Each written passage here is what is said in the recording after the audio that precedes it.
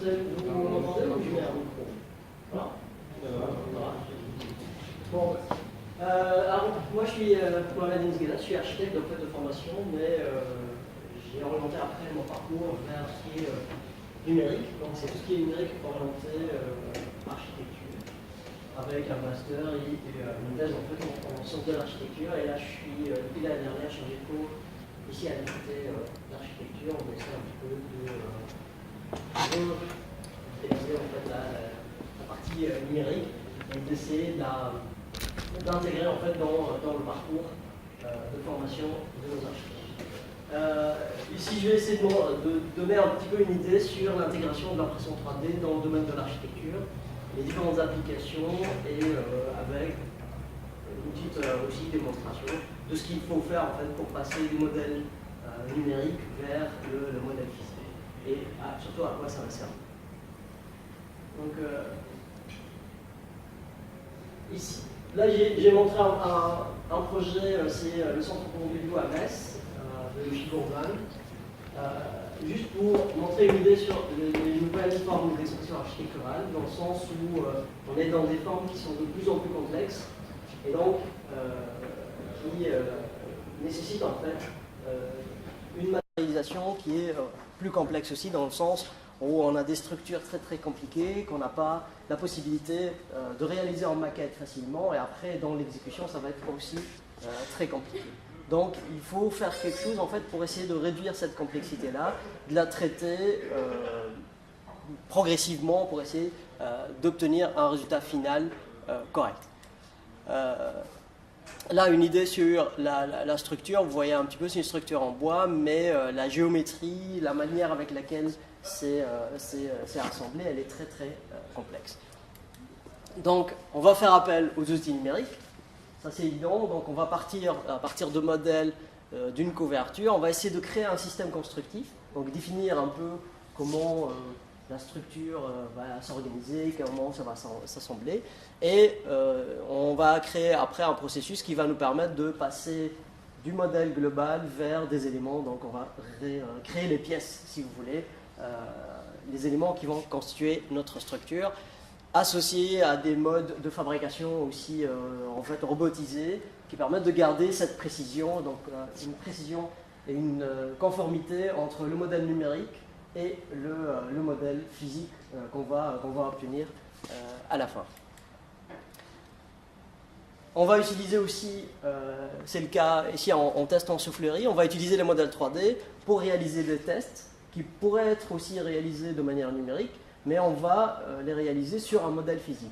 Donc l'idée ici, c'est d'obtenir une couverture, en fait la toiture, conforme à une échelle réduite, et de pouvoir tester, ici par exemple, c'est avec la neige, et surtout le poids, pour essayer d'éviter l'effondrement de la toiture, ce qui est arrivé finalement.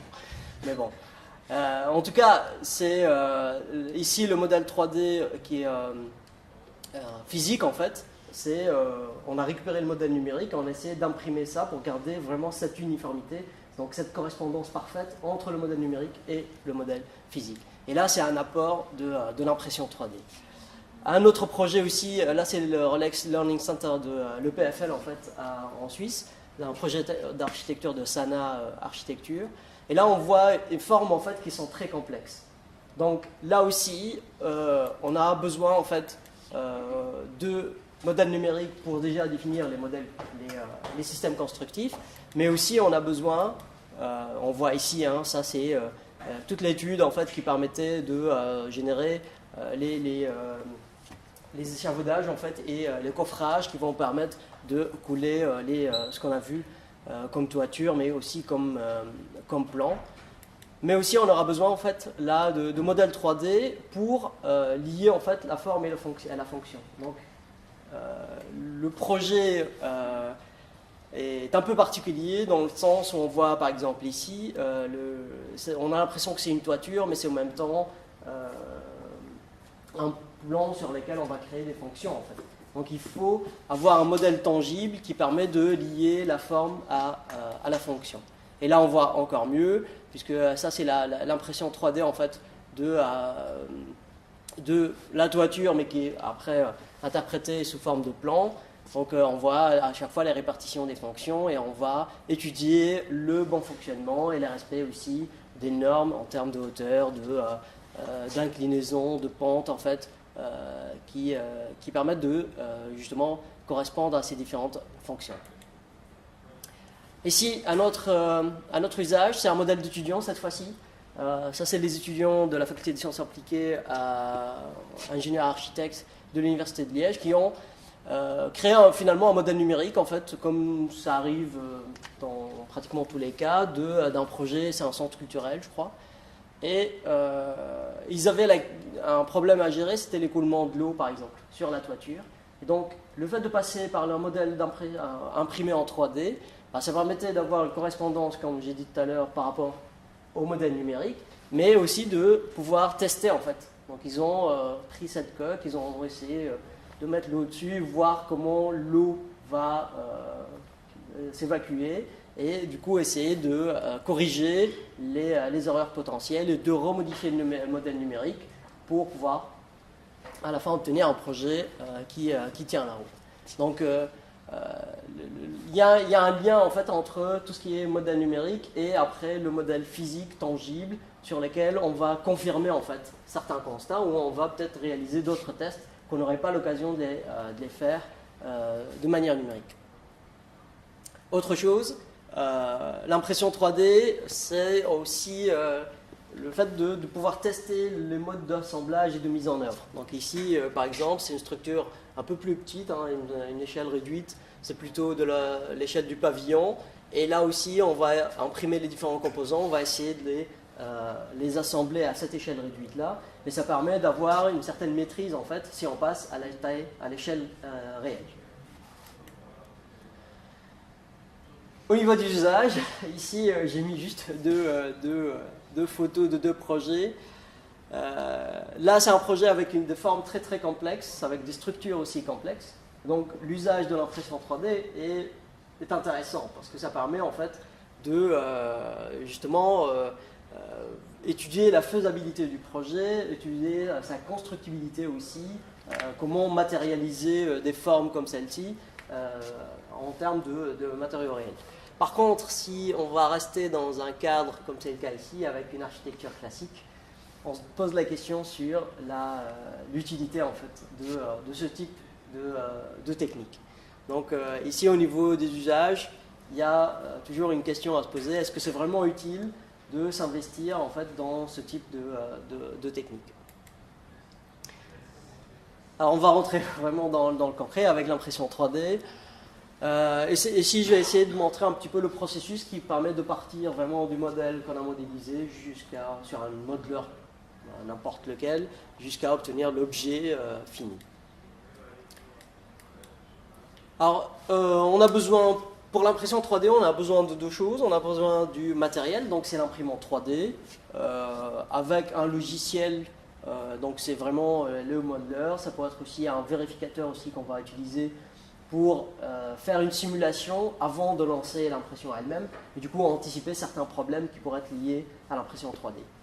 On va ici préparer un fichier 3D donc, qui est modélisé correctement dans le sens où il est fait pour être imprimé. Donc il y a certaines consignes ou certaines règles qu'on va essayer d'intégrer directement dans la construction de notre modèle 3D pour qu'il puisse être imprimé après. Ici, j'ai essayé de montrer quelques technologies en fait, qui sont utilisées dans l'impression 3D. Donc, il y a la photopolymérisation, donc on va utiliser en fait des résines. Il y a une deuxième technique, on va utiliser plutôt de la poudre. Donc, on va solidifier, dans les deux cas, en fait, à chaque fois, on va solidifier soit la résine ou bien solidifier la poudre. Mais celle qui est la plus utilisée, en fait, donc la plus grand public, disons, c'est celle avec des bouts de matière. Donc, on aura juste un fil en fait, un filament qu'on va chauffer et qu'on va déposer en fait couche par couche pour recréer notre modèle. C'est là, économiquement parlant aussi, c'est la technique la plus intéressante. L'imprimante, vous voyez à l'extérieur, c'est la même technologie. Alors, le type de maquette qu'on peut créer, vous voyez ici en fait, on peut avoir différents effets, on peut même créer des effets transparents en fait, avec cette technique-là. les couches sont hyper fines, donc c'est du micron, c'est de l'ordre de micron. Donc ça peut nous donner des résultats assez intéressants, même avec une technique qui reste pas très chère. Au niveau des matériaux, il y a 2 matériaux qui sont utilisés principalement, c'est l'ABS et le PLA. Le PLA est quand même le plus utilisé parce que économiquement parlant, il est plus intéressant. Sans oublier le côté plus ou moins écologique parce que c'est une matière à partir de maïs en fait, qui est créée à partir de maïs. Donc, pour donner un ordre d'idée sur le coût, une bobine d'1 kilo, ça coûte une trentaine d'euros et ça permet de créer vraiment énormément de modèles. Donc ça reste assez intéressant. Au niveau des outils, en fait, il y a différents types d'imprimantes 3D. Il y a certaines qui sont plus dans une logique open source, dans le sens où on va monter soi-même les pièces. L'outil aussi, c'est un outil open source derrière qui va gérer en fait l'impression. Ici, j'ai pris quelques exemples. Ici, c'est une boîte qui s'appelle OpenEdge qui fabrique la fold arabe. C'est une petite imprimante. Je pense que ici, c'est de l'ordre de 400 euros en totalité, avec l'idée que ça soit une imprimante portable. Dans la région, on a aussi Dagoma qui, ici avec Technocité, propose des formations pour avoir une imprimante aussi à partir de 350 euros, qui est assez intéressante au niveau de la qualité, au niveau aussi des résultats obtenus. Donc vous voyez, c'est toujours des maquettes en kit. L'idée, c'est de les monter soi-même. D'autres types de maquettes aussi, d'imprimantes 3D qu'on monte soi-même. Celle-ci, elle est intéressante. Ça, c'est des photos qui viennent de l'école d'architecture de Nancy où ils ont investi dans ce type d'imprimante. Elle fonctionne correctement, mais ça demande quand même une certaine maîtrise en fait de la technique parce qu'il faut quand même un peu plus d'entretien que d'autres machines comme celle qu'on a ici, la MakerBot. Là, on va de plus en plus en fait vers des maquettes dans les imprimantes 3D de grande taille. Donc celle-là, elle fait, je crois, 50 par 50. Ça peut être intéressant pour certains projets, surtout dans le domaine du design, en fait, pour avoir des modèles qui sont plus conséquents en termes de taille. Là, c'est la MakerBot, c'est ce qu'on a à l'extérieur. C'est une machine un peu plus un peu plus chère, mais qui est plus stable, dans le sens où elle n'a pas vraiment besoin de beaucoup d'entretien. Ça fonctionne relativement bien avec, vous voyez ici, la taille des plateaux, donc c'est 21 par 15, 15. Ça permet de créer des objets, pour l'architecture en tout cas, ça peut être intéressant, sachant qu'on peut après découper en fait. Donc même si on a un gros projet, on va essayer de le découper en plusieurs parties pour essayer de construire après le modèle final. Alors le processus, c'est peut-être le plus intéressant. Donc il y a 5 étapes en fait, qui nous permettent de partir du modèle numérique vers le modèle physique. La première, c'est tout simplement le fait de modéliser, donc en respectant certaines règles. Donc l'idée, c'est toujours d'anticiper que de corriger. Donc, à chaque fois, on essaye de respecter quelques règles au niveau de la modélisation qui ne vont rien changer au niveau visuel, si vous voulez, du modèle 3D qu'on va obtenir. Mais au niveau de l'impression, ça va être assez important parce que ça nous permet d'éviter des problèmes liés aux surfaces, par exemple, des choses qui pourraient après demander des corrections très poussées. Après, il y a la phase de préparation, donc en fait, on va exporter le fichier sous format ASTL, on va essayer après de le checker en fait, et d'essayer de vérifier sa conformité pour qu'il puisse être imprimable. Ensuite, ça va passer vers ce qu'on appelle le slicer. Donc c'est un outil qui va tout simplement préparer le modèle vers l'impression. Donc il va, supposons que ça c'est notre objet, il va le trancher en fait en plusieurs couches. Et ça va permettre d'obtenir des contours, si vous voulez. Et ces contours-là, ils vont être donnés comme information à l'imprimante 3D qui va à chaque fois poser de la matière. C'est tout simplement ça. Le principe est assez simple. Donc les slicers, soit des slicers open source, il y en a d'autres qui sont liés aux imprimantes. Et après, il va rester juste l'étape d'impression. Donc il y a des machines en fait qui demandent qu'elles soient liées, par exemple à un ordi, mais de plus en plus elles sont autonomes. Donc on va créer des fichiers, ce qu'on appelle le G-code, et on va le mettre sur une carte mémoire, et ça va lancer automatiquement l'impression. Pas besoin d'avoir une machine, un ordinateur à côté pour la piloter. Alors en termes de modélisation, il y a quelques règles. Donc soit on a un volume fermé, tout simple, soit on a un volume avec une très très faible épaisseur, et ici il faut un minimum de 2 mm pour que ça fonctionne. Ça dépend des imprimantes, hein. Par exemple pour la MakerBot, moi je conseille à chaque fois d'avoir un minimum de 2 mm. Et sinon on a un volume comme celui-là avec une petite épaisseur. Donc il y a une autre règle à respecter, c'est les faces. Donc elles doivent être correctement orientées. Donc les normales, il faut faire attention à chaque fois aux normales, qu'elles soient dirigées vers l'extérieur. Comme ça, l'imprimante ou l'outil, le slicer, c'est quelles sont les parties intérieures du modèle et quelles sont les parties extérieures. C'est ça qui est le plus délicat. On doit aussi avoir un modèle unique, dans le sens, si on a deux objets comme c'est le cas ici, ça doit constituer une seule entité et pas deux volumes avec une certaine partie qui sera en fait une sorte de collision entre les deux. Là, ça risque vraiment de créer beaucoup de problèmes au niveau de l'impression 3D. Donc, essayez à chaque fois d'avoir un modèle unique avec une sorte d'enveloppe extérieure qui va relier en fait les deux fins. Alors ici, il y a quelques règles à respecter au niveau des échelles, bien sûr, le niveau de détail aussi. Si on a des pièces qui sont très détaillées, parfois il faut les simplifier pour qu'elles puissent être imprimées. Donc il faut faire attention à ce niveau-là. Éviter les porte-à-faux, ça c'est un élément déterminant. Pour la simple raison que l'imprimante, en fait, elle va déposer de la matière ici, mais à un certain niveau ici, elle va le déposer dans le vide. Donc là, ça risque vraiment de créer des problèmes. Ce qui là existe en fait, c'est qu'on va créer des porte-à-faux. Ça peut être intéressant. Donc on va créer des échafaudages, des sortes de supports qui vont. C'est une structure supplémentaire que le pilote va créer pour pouvoir poser de la matière. Mais souvent, ça augmente le temps d'impression. Ça pollue entre parenthèses le modèle et parfois c'est limite impossible à nettoyer. Ce qui arrive souvent, c'est qu'on a des supports, et quand on essaie d'enlever les supports, en fait, on casse le modèle. Donc l'idée à chaque fois, c'est d'enlever en fait ces pièces, ces parties-là. Par exemple, en l'orientant autrement, et là, ça va s'imprimer plus simplement. La même chose ici, si on a un volume comme ça qui est positionné de cette manière-là, il va créer à chaque fois des supports pour pouvoir le stabiliser. Donc l'idée c'est de le réorienter et comme ça on a une impression largement plus simple. La même chose si on a des pièces comme celle-ci, en fait on va essayer à chaque fois de les décomposer. Comme ça on simplifie l'opération d'impression et après on va les poser sur les plateaux.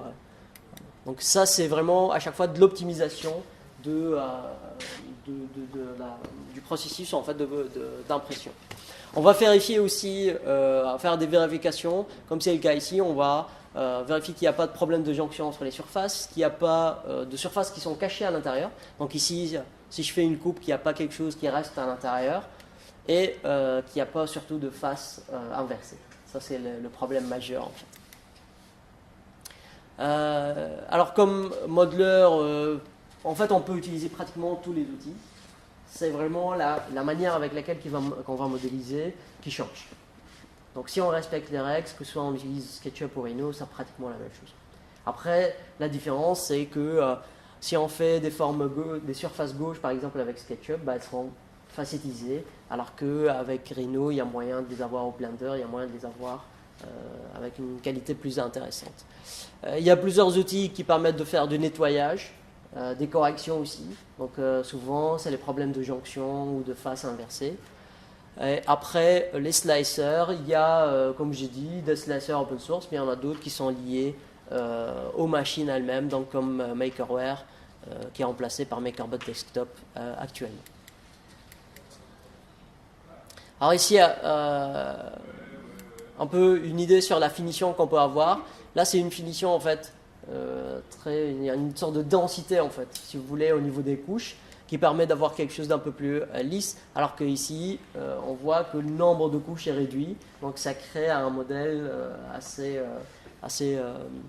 brut, quoi.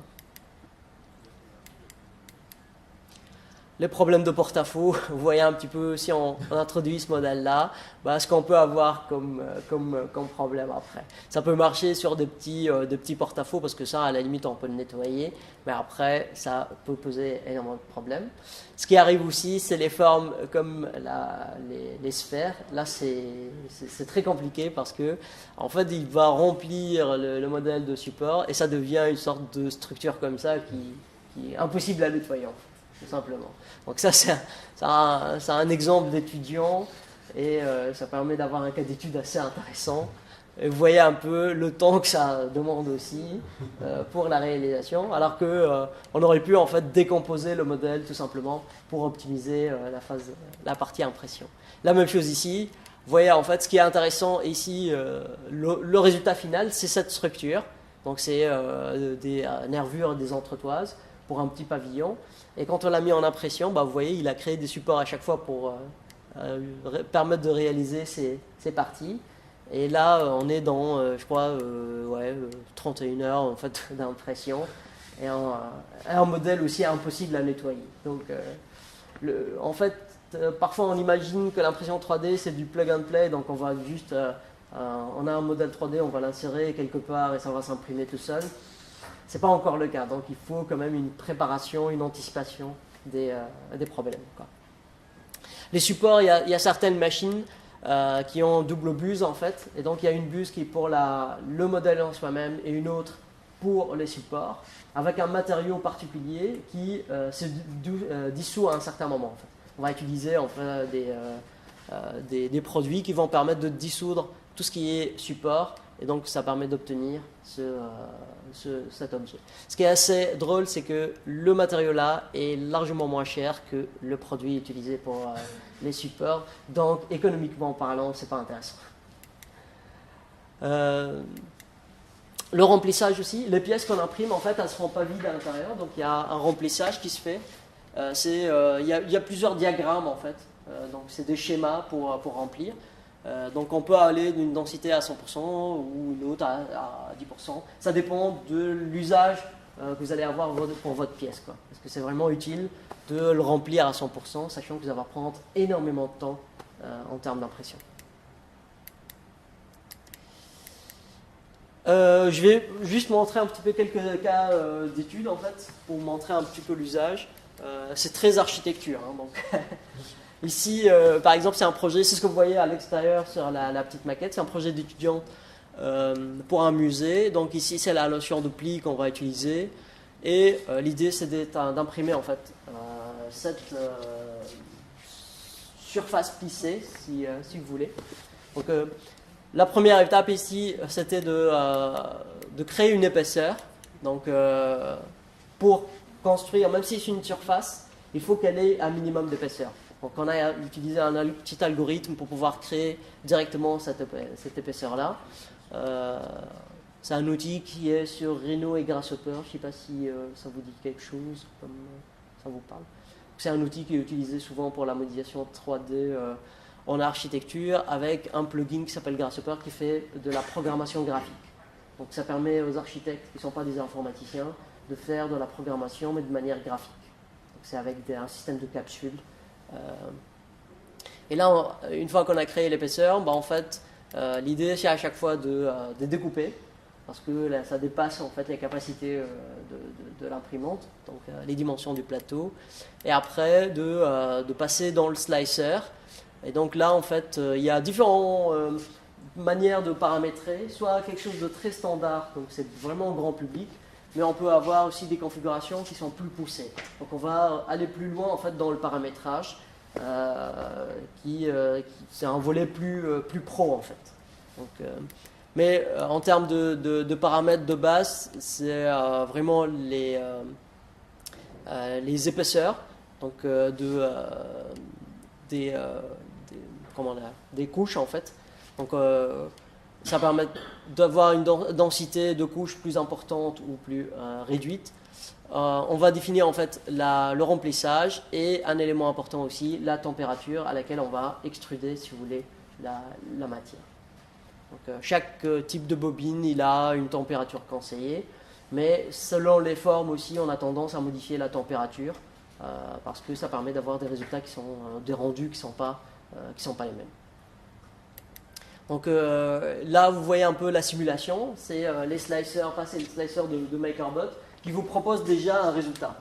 Donc l'idée, c'est à chaque fois d'anticiper les problèmes en utilisant ce simulateur-là.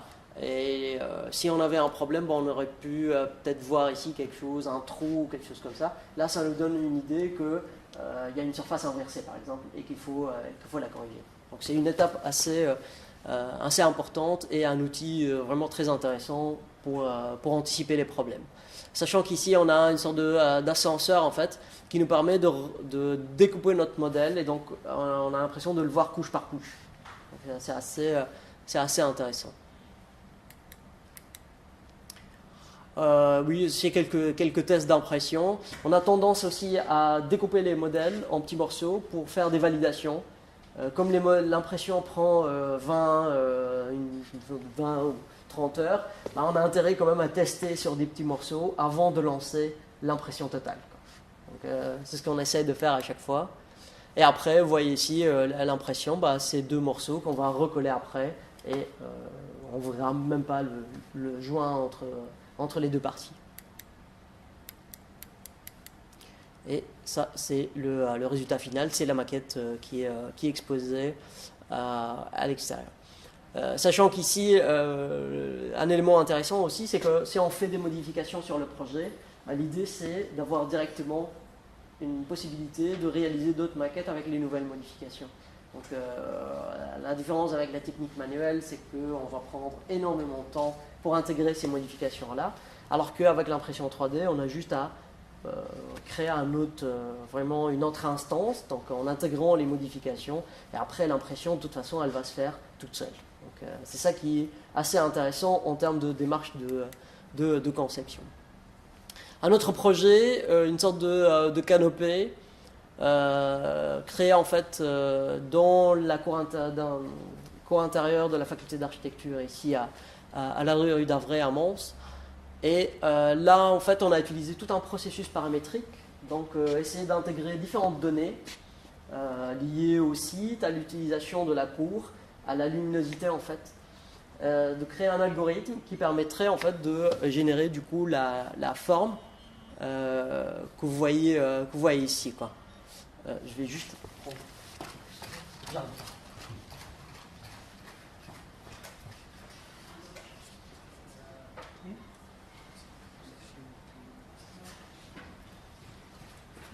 Désolé, j'ai une pompe à dessus. Et elle a une alarme. Et c'est fait. Donc, en fait, l'idée, c'était vraiment de créer cette forme-là, mais à partir d'un algorithme. Donc, ce n'est pas uniquement un geste architectural, donc c'est une forme qu'on a dessinée n'importe comment. Les formes, en fait, les cellules qu'on voit ici, sont issues de plusieurs paramètres. Et après, on a créé un modèle numérique et ensuite on a passé en impression 3D. Donc là, j'ai une petite vidéo, je ne sais pas si je peux la lancer directement. Là, ça vous montre un petit peu l'outil dont je parlais tout à l'heure.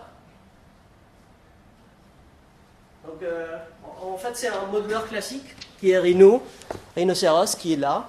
Mais on a un outil ça s'appelle Grasshopper, qui permet en fait de faire de la programmation graphique. Donc chacune des capsules que vous voyez ici, en fait, elle a une fonction. Donc c'est soit de la modélisation, soit de la gestion de données, soit de la visualisation aussi, ça peut être des annotations. Donc vous voyez un peu le travail qui a été fait ici. On a différents types de paramètres. Et ici, par exemple, c'est le flux de passage dans cette cour qui a été paramétré en fait sous forme de courbe. Et donc, ça permettait d'avoir des données déjà, des valeurs.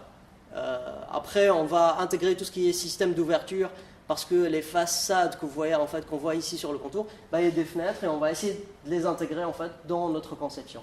Donc, l'étudiant a fait un travail d'interprétation des tailles d'ouverture pour les traduire sous forme de données qu'on pourrait exploiter. Après, en fait, il a associé tous ces paramètres-là pour pouvoir créer une sorte de nuage de points qui va être ensuite traduit sous forme de cellules Voronoi qu'on va projeter en fait sur la surface, ici à la surface gauche. Après, on va créer, donner de l'épaisseur en fait à ces courbes-là, donc ça va permettre de générer finalement la structure. C'est ce qu'on voit ici. Ensuite, il y a un travail qui a été fait aussi au niveau de la structure. Donc, on va créer des éléments verticaux qui vont permettre de soutenir en fait cette structure-là. C'est ce que vous voyez ici. Avec un système de jonction qui est aussi paramétrable. Donc, si on déplace le point de base ici, ben, en fait, à chaque fois, l'algorithme va essayer de trouver un point d'accroche sur les différentes cellules. Donc, ça permettait d'avoir un modèle vraiment de garder cette dimension paramétrique dans le sens où à chaque fois qu'on fait des modifications, ça va directement influencer le résultat final. Donc ça c'est le modèle numérique qu'on a obtenu à la fin, mais le problème en architecture c'est que en termes de visualisation, même si il y a énormément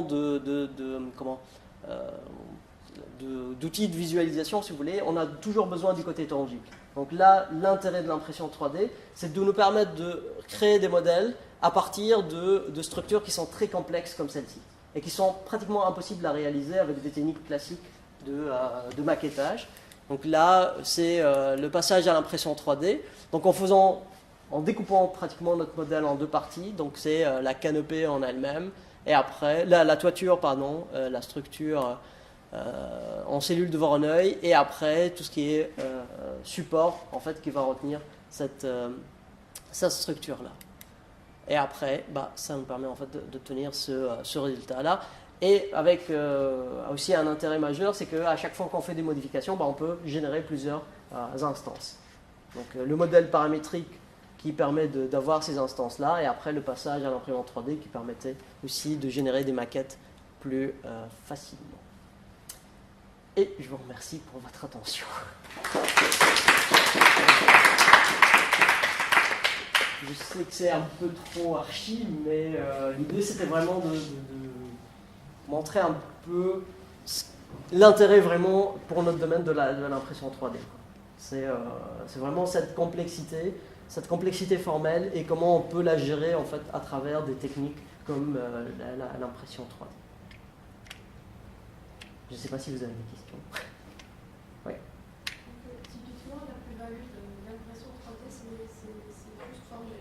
Parce que les limites Ça peut être formel mais structurel aussi. Parce qu'on peut, en fait, si on a des systèmes d'assemblage complexes, on peut créer des prototypes déjà de ces systèmes d'assemblage-là, réaliser facilement avec l'impression 3D en tenant compte, bien sûr, des matériaux qu'on va utiliser pour ce prototype-là, et après qu'on pourrait reporter à taille réelle, avec des vrais matériaux, avec des vrais les paramètres en fait, de résistance propres aux matériaux, c'est de l'acier ou du bois.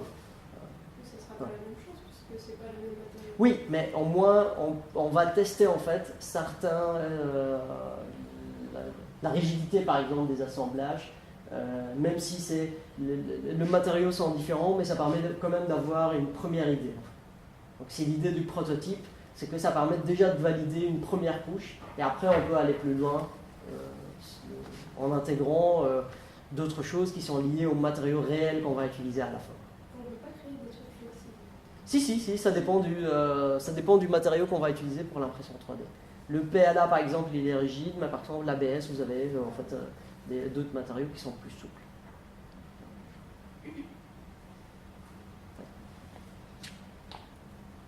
Les problèmes de support, oui. C'est uniquement lié à l'impression par dépôt de matière ou ça se retrouve aussi pour les imprimantes avec les lasers, etc. Oui, c'est vraiment lié à l'imprimante avec dépôt de matière. Parce que les autres, en fait, notamment avec poudre, en fait, c'est un bloc de poudre dans lequel on va solidifier. Donc ça reste dans le bloc de poudre. Et c'est là qui est assez intéressant.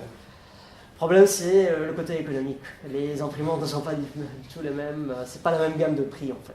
Donc, Ouais. Ouais. Est-ce que tu crois qu'il viendra un jour où l'imprimante 3D remplacera les maquettes classiques? Je pense pas parce que pour certaines formes, c'est pas intéressant en fait, d'utiliser l'impression 3D. Il y a d'autres techniques, par exemple la découpe laser, qui sont largement plus intéressantes que l'impression 3D. Et l'association des deux, elle est hyper intéressante.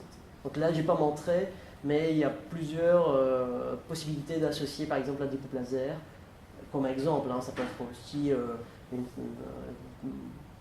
une table à découpe avec une lame ou avec une fraiseuse, associée à l'impression 3D. Et là, c'est vraiment intéressant. Est-ce que la réalité virtuelle peut remplacer l'impression 3D pour avoir un prototype Je pense que pour le moment, c'est pas le cas parce que il faut. En fait, on a.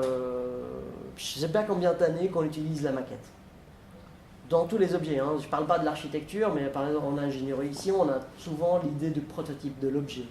Donc, la relation avec l'objet, c'est quelque chose qui s'est développé pendant plusieurs années.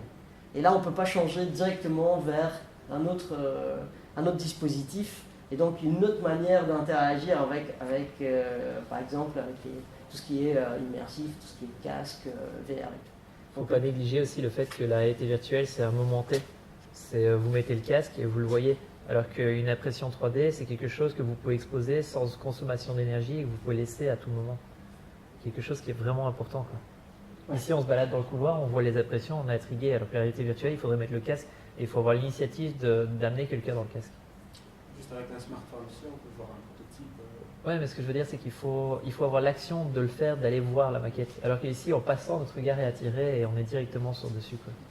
Ce n'est pas le cas pour la réalité virtuelle. Il y a le côté tangible aussi, il y a la structure, vous allez voir.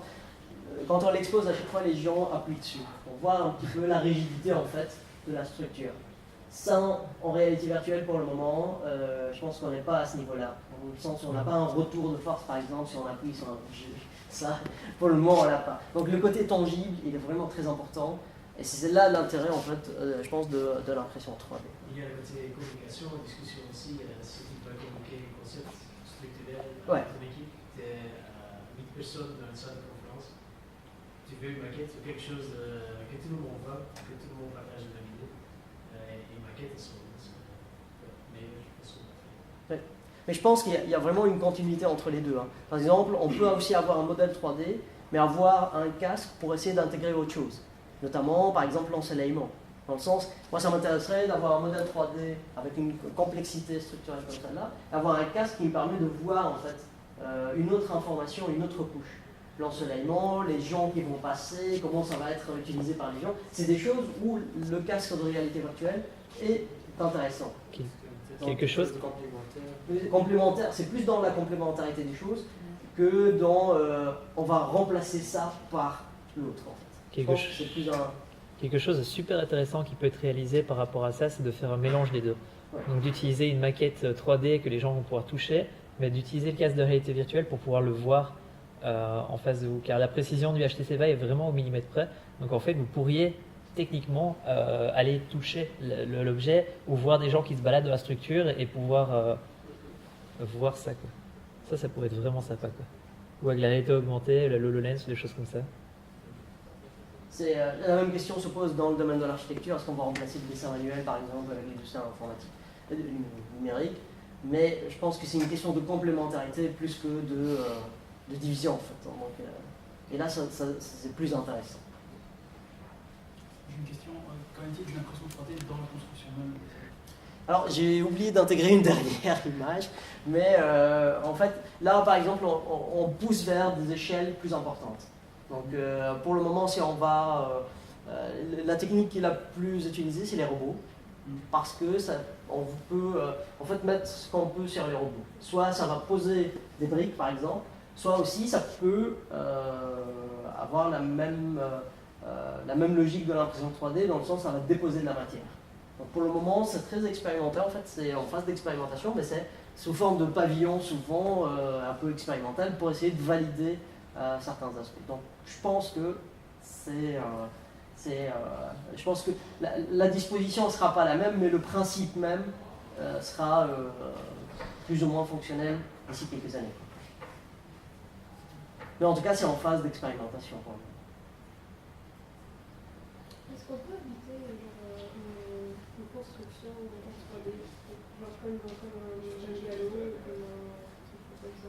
Est-ce qu'on peut imaginer habiter, faire un petit chalet mais en 3D, en impression 3D? C'est ce que je disais, en fait, c'est des pavillons pour le moment, donc c'est ça. C'est à une échelle plutôt réduite, et ça se fait, hein, actuellement, ça se fait, Il n'y a mais... pas de limite d'échelle. Pardon? Il n'y a pas de limite d'échelle. Non, non, c'est pour ça que j'ai dit pavillon. Pavillon, ça fait... c'est un cube de 3 par 3, par exemple. Donc on n'est pas encore dans l'échelle du bâtiment multi-étage, avec une complexité technique qui va apparaître. Pour le moment, c'est plus de l'échelle de la couverture d'un espace sous forme de dôme, de choses comme ça, qui sont assez uniformes, assez compacts. Donc pour le moment, il y a des expérimentations qui se font là-dessus. Mais on n'est pas encore dans le bâtiment qu'on a l'habitude de voir en tout cas. J'avais été voir à Amsterdam les maisons qui se construisent en 3D là. Mais là, ce qu'ils faisaient en fait, c'est qu'ils créaient des briques. Après, ils remplaçaient entre guillemets la brique par une impression en 3D de briques. Ouais. En gros, l'avantage c'est que dans certains cas, ils faisaient des briques tout à fait particulières qu'on n'aurait pas pu faire avec. Mais est-ce qu'il n'y a pas un défaut, j'en sais rien, pour les pertes d'énergie ou de chaleur ou des choses comme ça, d'avoir une brique en plastique, entre guillemets, plutôt qu'une fabrique? Après, il y a des matériaux qui sont composites en fait qui permettraient d'avoir des performances intéressantes à ce niveau-là. Mais je pense que les expériences réalisées actuellement, elles n'ont pas encore intégré cette complexité-là. Donc la performance énergétique, le coût, c'est vraiment des projets très pilotes pour voir. C'est plus de niveau formel pour le moment, formel et structurel. Les performances énergétiques, elles n'ont pas été encore intégrées en tout cas.